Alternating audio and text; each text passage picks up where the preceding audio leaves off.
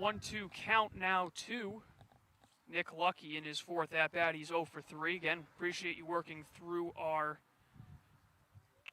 technical difficulties. The Mariners within a run, trying to complete yet another comeback after initially jumping out to a 1-0 lead. That pitch fouled back. But Jack Philby has been all sorts of impressive since coming into the game. He gave up a run that was not charged to him, but other than that, he's been outstanding, and he gets Nick Lucky swinging on the breaking ball for strike 3. A 1-2-3, top of the 7th inning. That's 7 in a row retired by Philby as the inning is over. We head to the home half of the 7th, Orleans 2, Harwich 1. You're listening to the Harwich Mariners Radio Network.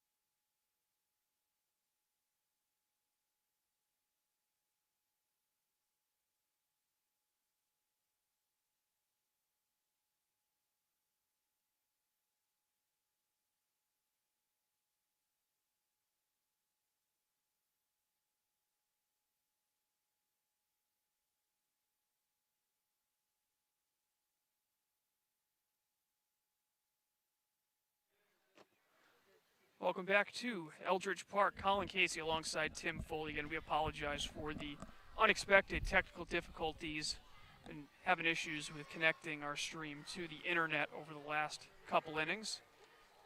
And Evan Shawver has gone 6 innings, and that is actually all he'll go, as Liam Simon now in the game for the Mariners out of Notre Dame. Tough sledding for Shawver. Not that he struggled. I mean, he did the opposite, really, giving up just 1 earned run, 2 runs, 1 earned on 5 hits. Once again, Tim, he didn't walk anyone and, of course, struck out a dozen batters. Outstanding start. Unfortunately, once again, it'll at the very least be a no decision, and right now he's in line for the loss. Yeah, unfortunate when you consider just how on he was today. But that, I think, is one part of Shawver's game that we even did see it in his last outing against YD. I know we've mentioned it a few times already, but there is a tendency to allow runners to get on base. The bases were loaded in the first inning against YD a week ago, and he's had a couple of situations where multiple runners have gotten on base.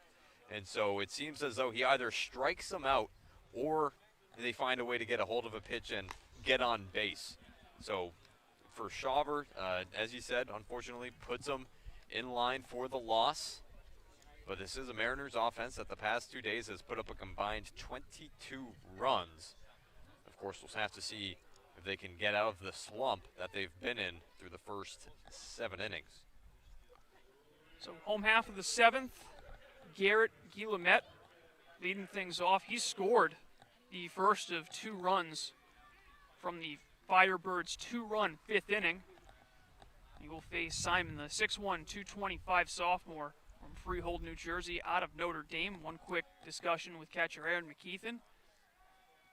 Simon attended Freehold Township High School in New Jersey. The alma mater is former all-star reliever Brad Brock for the Baltimore Orioles. Swing and a miss, strike 1 to the USC catcher Guillemette. Yeah, just 1 outing already this season for Simon. And not too bad. 2 complete innings, did give up 2 hits and a walk. He struck out 3, though, so he's got that strikeout pitch in his pocket.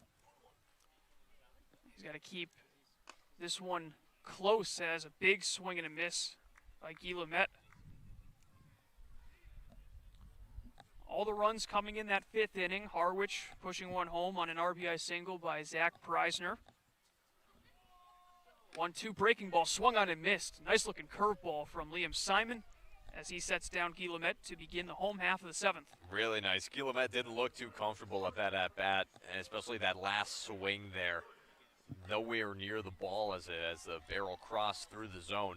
An excellent way to open up the inning for Simon. So back to the top of the order for Orleans. It's Jordan Sprinkle for the 4th time going to the plate. And he watches strike 1, the off-speed. Sprinkle has struck out in his first 2 at-bats, but he was able to reach on a drop third in the 3rd, stranded at 3rd base. There's a ground ball to 3rd, and Brock Wilkin comes up firing, throws a laser across the diamond to Carter Putz, and Sprinkle is retired for out number 2. That's what I want to see from Wilkin. Had a tough play earlier over at 3rd where he overthrew Putz at first, but that one on a line and just in time too. As hard as he threw it, got there just in time to record the out. And nice defensive play by Wilkin. Yeah, he really put something extra on that throw, but it was a perfect throw across the diamond. So with 2 away, here's Rylan Thomas. First pitch he sees misses low. I mean, I think you could easily make a case for him being the most valuable player in this game for Orleans. He's 2 for 3 with a huge bunt single that brought home Jordan Sprinkle to tie the game. Fastball misses up and away.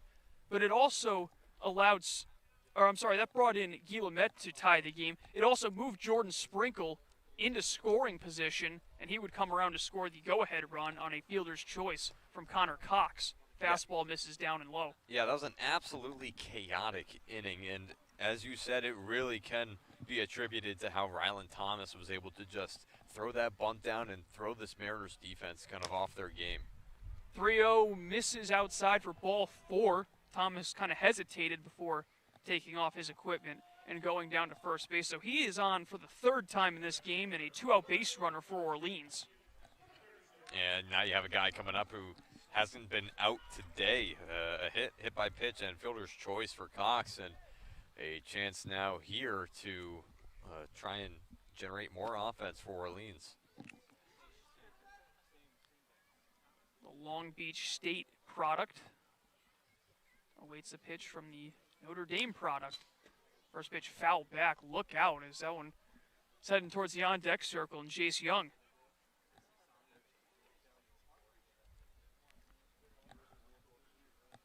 Give you a quick update on some out-of-town scores because it has been a while, and Bourne is still technically undefeated as they tie the Chatham Anglers at Doran Park. 3-3 the final in that game. And we might be having our 3rd tie shortly as there's a pop-up down the right field line foul as Falmouth and Wareham also tied at 3. Boy, I miss extra innings. Yes, it's something this year. I mean, of course, it's a little more obvious when you take away extra innings, but it just feels like every single game this year, a good chunk of them are tied at the end of the 9th. Not sure how it compares to how many extra inning games there were to this point in the season in 2019, but a strange way to start the year. Runner going, the throw down is on the money, and he is out. Rylan Thomas hosed by Aaron McKeithen, who throws a strike to second base, a perfect tag by Hal Hughes, and the inning is over. No runs for Orleans, no hits, no errors, none left on. We head to the 8th inning. Firebirds 2, Mariners 1. You're listening to Harwich Mariners Baseball on the Mariners YouTube network.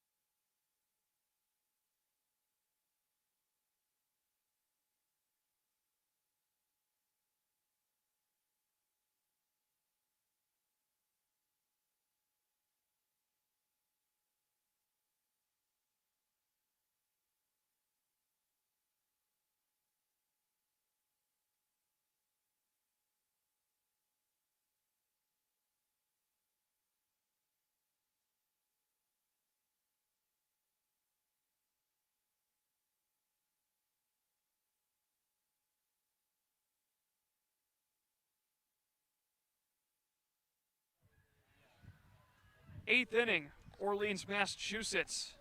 Firebirds on top, 2-1 in another low-scoring affair for the Firebirds. They look to hang on here and get 6 more outs, and they send out their 4th pitcher of the night. It is Nick Hull from Grand Canyon University. He takes the spot of Jack Philby, who was really strong out of the pen. 2 2/3 innings, 2 hits allowed, no runs, no walks, and he struck out 3. That's kind of the beauty of the Cape League, where a lot of times a team's strategy can be to get through the starter and try and dig into the bullpen, but with the Cape League, you're getting so many #1 guys from across the country that really every bullpen, I mean, of course, the numbers will shake out as the season goes along, but you're going to get some dudes in every bullpen who can throw. Zach Preisner, the batter, count is 0-1 to him. He swings at the second pitch, hits it up the middle. Sprinkle, a little bit of a misread. The throw is in time. Jordan Sprinkle with a nice play in deep short, gloves it, throws a strike across the diamond to Marcano for out number 1. That's just been the way that this Orleans defense and pitching staff has kind of operated this evening. Again, not very high volume in regards to strikeouts. I believe 5, lest my eyes deceive me. I believe 6 actually, but a lot of action, a lot of work being put in by this middle infield. In steps Brock Wilkin. He is 2 for 3, had a double back in the 1st inning and a single in the 5th. Big cut at the first pitch and flares it foul over everything. Off to the right. Wilkin, of course, had a number of teammates who played for the Mariners in 2019 from Wake Forest. Chris Lanzilli, Antonio Menendez, as well as Mike Ludwig. Bobby Seymour also had a brief stint. Ground ball again towards short. Sprinkle comes up with it, fires in time for out number 2. Just putting on a fielding clinic, Jordan Sprinkle. And remember, the lone run came in on a ball that hit off his glove. It was ruled a base hit as he had to make quite the effort to get over there.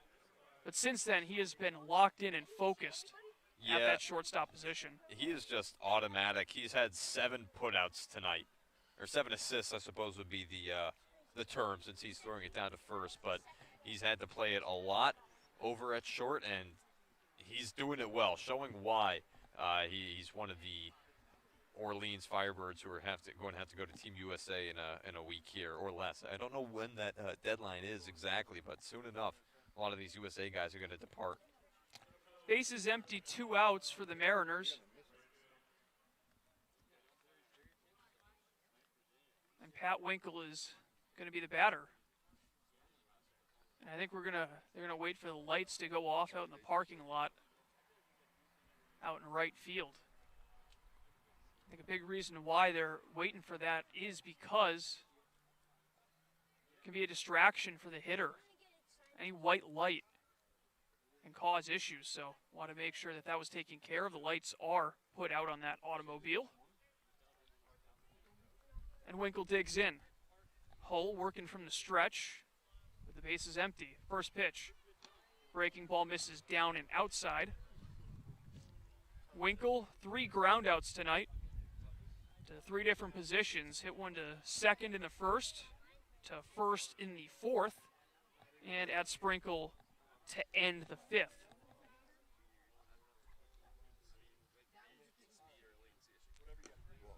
Pitch is swung on and missed. Count even 1-1. And I think if you're Harwich, this is where you start to think back to those first few innings where you got the leadoff guy on a couple of times, got him up to second base with no outs a few times, and now you're just down by a run in a tight game getting late now. Fastball misses down and away. And just one of those games where not a whole lot of offense happening from either team.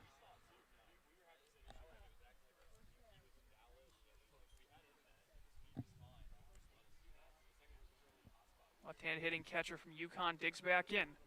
The 2-1. Winkle comes up empty on a breaking ball down and in.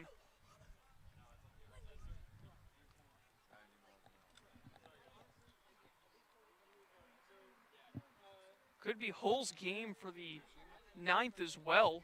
Not any action right now in the Orleans bullpen out in right center field. We will see. The 2-2.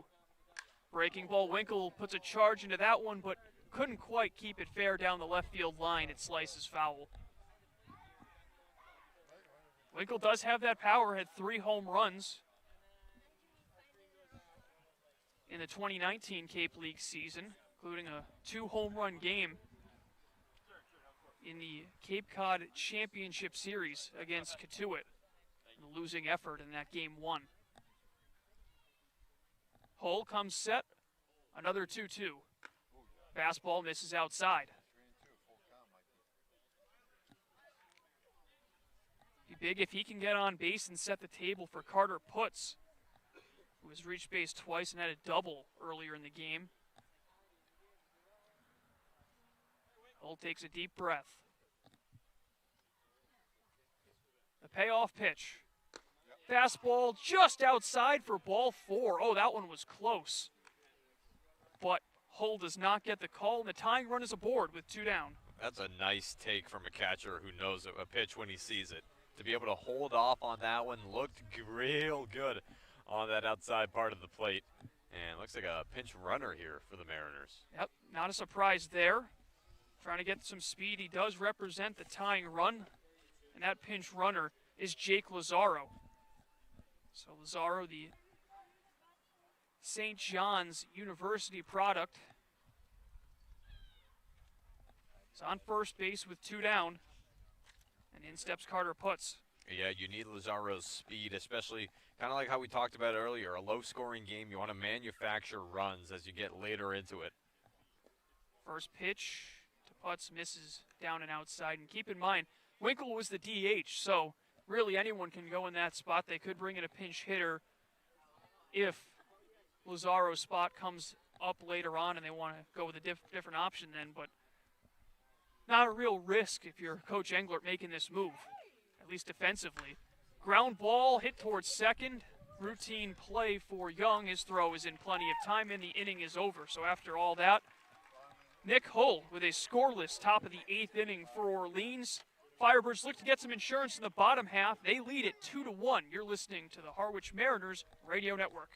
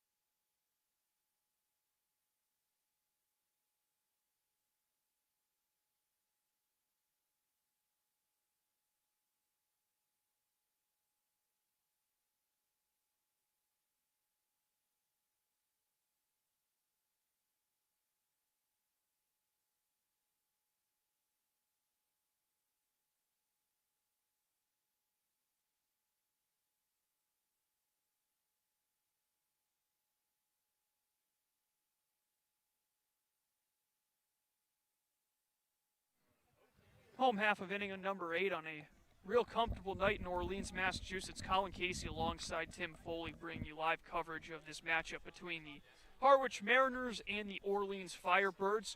I want to appreciate everyone who has tuned in through the technical difficulties. We understand that our friends on the Orleans broadcast also having some issues, so we're willing to give you play-by-play, some audio of this game, and hope you can stick around for this exciting conclusion in a 1-run contest. Orleans looking to get some insurance. They have the heart of the order due up. Connor Cox swings and misses at the first pitch from Liam Simon. Cox was actually at the plate in the 7th inning before Ryland Thomas was caught stealing to end the inning.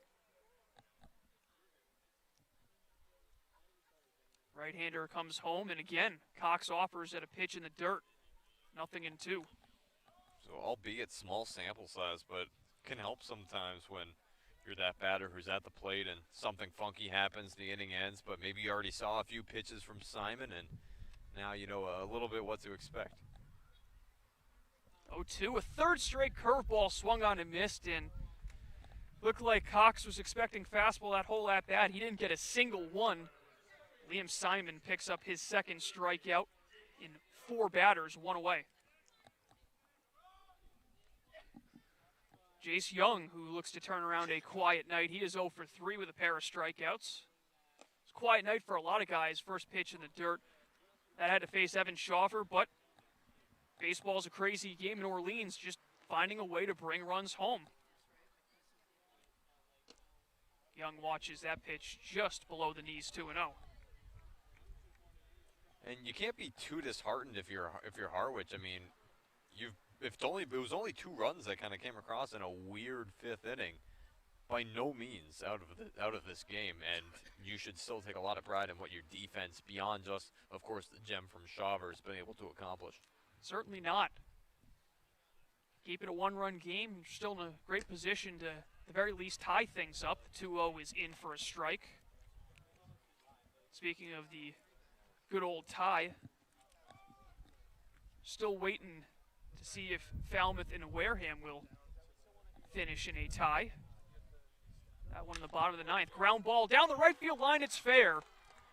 Past the dive of Putz, but Young will be held at first. A good job out in right field by Lucky to get to that ball quickly.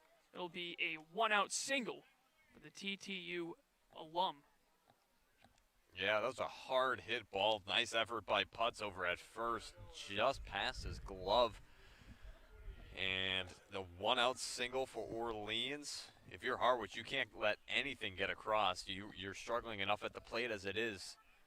2 runs, and it becomes even more difficult to try and come back in this game. Here's Tyler Locklear, who's 0 for 3 with 3 strikeouts swinging. Good opportunity, and he rips one into right for a hit. Lucky will field it. Young up to second base, and the Firebirds have something cooking with 1 away in the bottom of the 8th. Back-to-back hits here off of Simon. Not the greatest look for the righty out of Notre Dame. He opened up the inning strong, had that really nice looking strikeout on Cox, but Young and Locklear, each of them looking for their pitches, and they've gotten them. Jared McKenzie, who's also 0 for 3, with a huge chance to extend the Firebirds' lead. Orleans, with a win, would pass Harwich in that battle for 4th place right now in a very tight Eastern Division. Pitch misses away. Not only that, they would get an opportunity to gain at least 1 point in the standings on everyone else in the East, with a tie between Brewster and Yarmouth and a tie for Chatham against Bourne.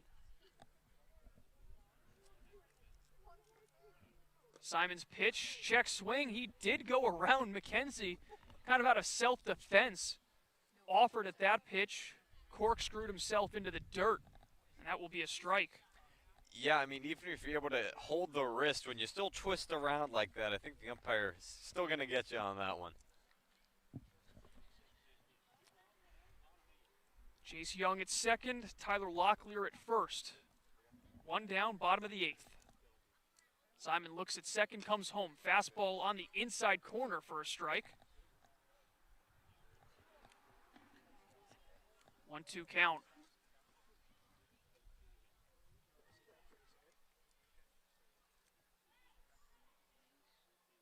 Firebirds looking to improve to 2-0 against Harwich on the young season.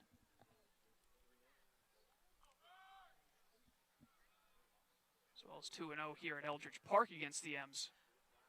1-2 breaking ball in the dirt. McKeithen stays in front of it. That was a knockout pitch that Simon used against Cox, but this time McKenzie expecting it. Yeah, good heads-up adjustment from the Firebirds. They know that that's what got Cox. You're going to wait on it. Force Simon to throw something else. 2-2 pitch, fastball, chopper up the middle. This could be 2. Stepped on second, the throw in plenty of time, but bobbled it first. Putz couldn't come away with it, so it'll be ruled a fielder's choice as Preisner touched the bag, threw the ball a little bit low and just couldn't be dug out by Putz. So runners to the corners with 2 down, and again, you wonder if that's a play that could come back to haunt the Mariners as Julio Marcano gets a chance with 2 down. Most certainly could, and there's been a couple of moments like that for the Mariners that just have not bounced their way tonight. A couple balls to the backstop, a funky throw down to first. Oh, a few throws over to first that have just missed. First pitch to Marcano in the dirt, gets away from McKeith, and that will allow Jared McKenzie to advance to second base. So now a base hit, likely bringing home 2. And kind of similar to how Harwich was taking advantage of a lot of Falmouth mishaps early in that game on Saturday. We're seeing just the inverse here, where Orleans jumping on a lot of these mistakes. Breaking ball from Simon misses low and outside. 2-0 to Marcano. First base now open. So if they want to pitch around to Marcano, who of course had a home run on opening night against Harwich, and that 8-1 Firebirds win. 2-0 is popped up right side, fading towards foul territory. Putts going over towards the fence, and he will run out of room. It just clears the screen down the right field line. Foul ball.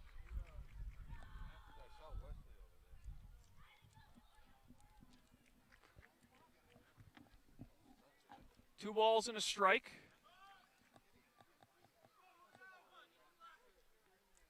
Mariners in the first game of a 3-game road trip. They will be in Yarmouth tomorrow to take on the YD Red Sox. 2-1. Fastball blown by Marcano for strike 2. He was way late on that one. Yeah, Simon, I mean, he's gotten a lot of looks at that changeup, and then finally going back to that fastball. Really nice pitch to catch Marcano off guard. Young takes his lead off third. McKenzie does the same off second. The 2-2 swung on and fouled straight back. Third tie is officially in the books. Falmouth and Wareham could not break that one at Spillane Field. 3-3 the final. So the question is, will we have 4? Mariners would have some work to do in the 9th, and first they got to get out of this jam. Other 2-2 pitch on the way. Simon comes set. Here it is. Breaking ball swung on and missed. He got Marcano way out in front of it to end the inning. So 2 in scoring position, but Orleans could not capitalize. And with that, we head to the 9th inning. Firebirds 2, Mariners 1. Stay tuned for the exciting conclusion here on the Harwich Mariners Radio Network.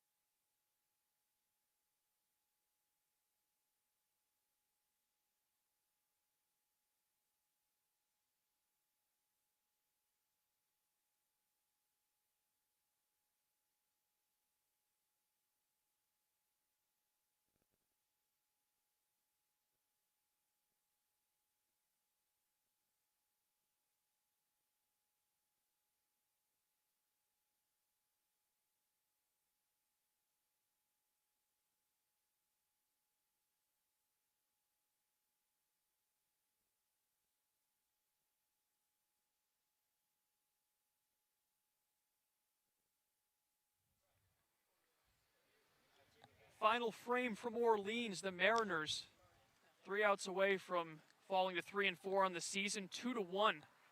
The Firebirds lead it, and it was Josh Hood, Aaron McKeith, and Ben Malgeri due up, but Tim got a new face coming to the dish to replace Josh Hood.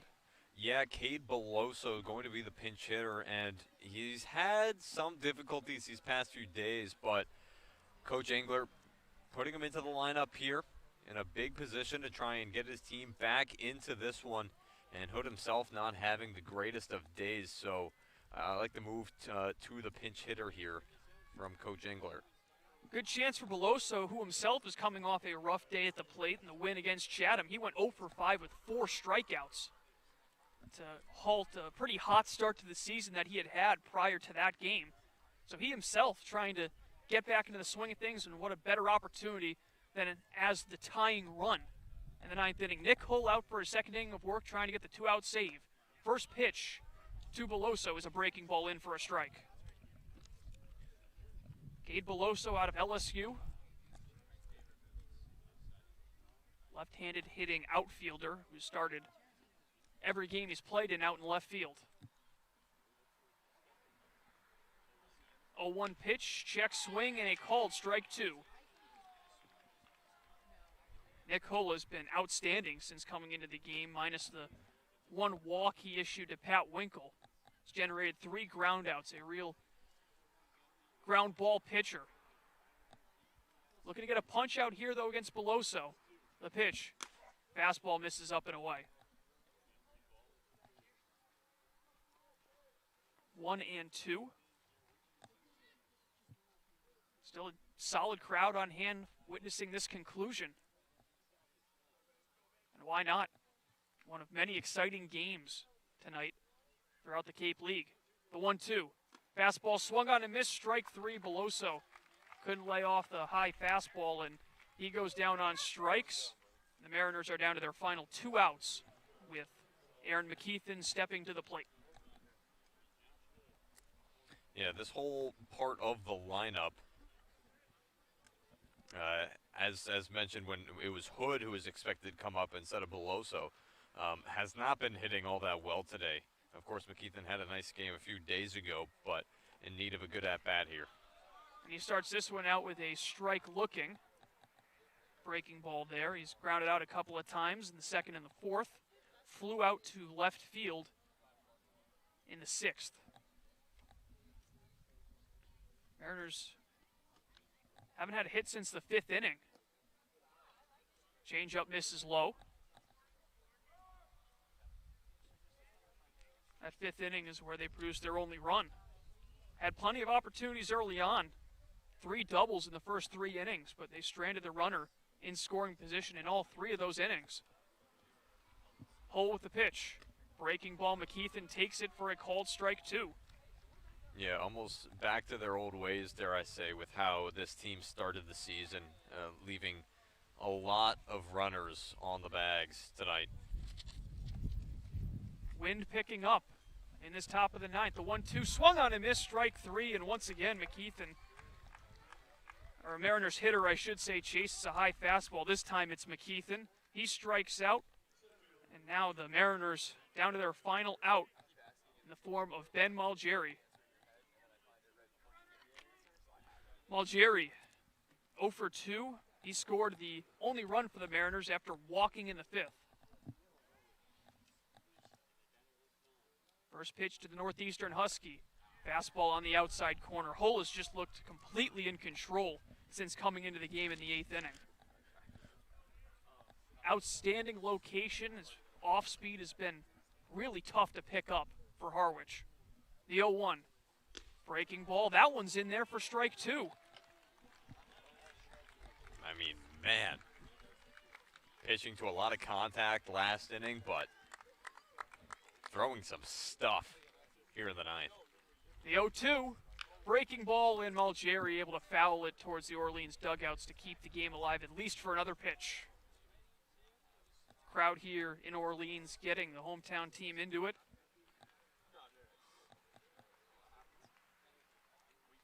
Applause starts to roar again, quietly.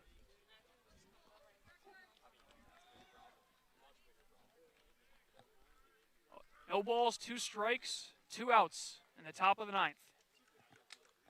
Hull comes set. The 0-2. Fastball misses high this time. Malgeri able to lay off unlike his teammates were in the previous 2 at-bats.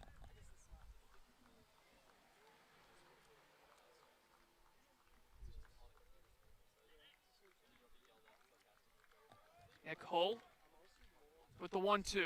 Breaking ball swung on and missed. Strike 3, and that is the ball game. Nick Hull with a 6-out save. He strikes out the side swinging in the 9th inning, and the Harwich Mariners fall on the road to the Orleans Firebirds. Final score from Eldridge Park, Orleans 2, Harwich 1.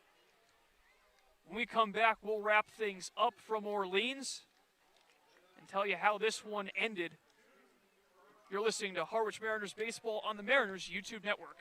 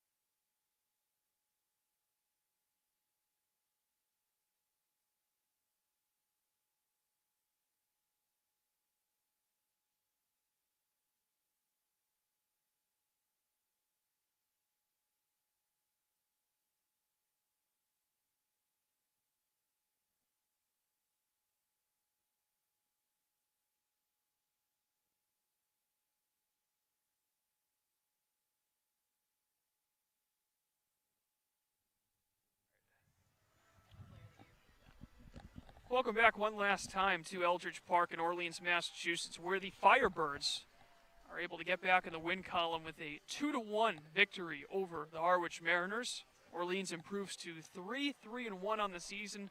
Harwich falls to 3-4. Now, Tim, this game was a real pitcher's duel throughout.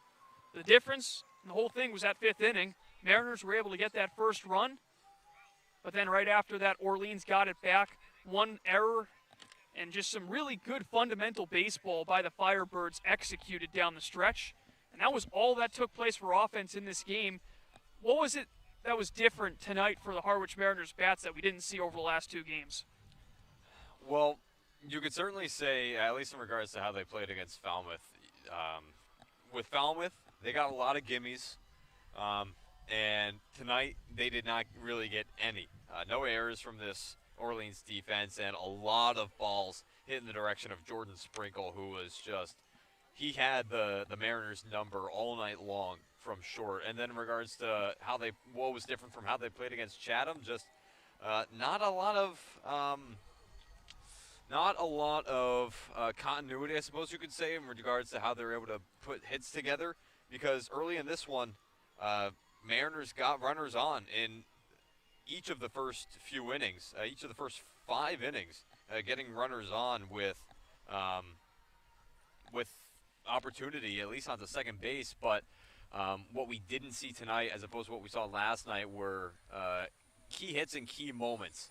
You know, in each of the first 3 innings, it was just the doubles from each Brock Wilkin, Carter Putz, and Hal Hughes that were the only hits in those innings, and nothing else came going for the Mariners that were able to drive those guys around. So again, kind of similar to how they opened up their season, they weren't able to string up to any hits together, and of course in a row.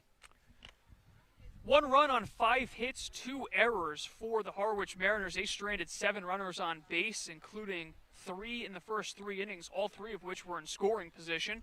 2 runs on 7 hits, no errors, 8 left on base for the Firebirds. The winning pitcher is Jake Philby for Orleans. He improves to 1-0 on the season after coming in and pitching outstanding in relief. 2 2/3, 2 hits allowed, didn't walk anyone, didn't give up any runs, and struck out 3. Evan Shawver, despite his best efforts, ends up picking up the loss. He's now 0-1. Shawver, 6 innings, 2 runs, 1 earned, 5 hits, no walks.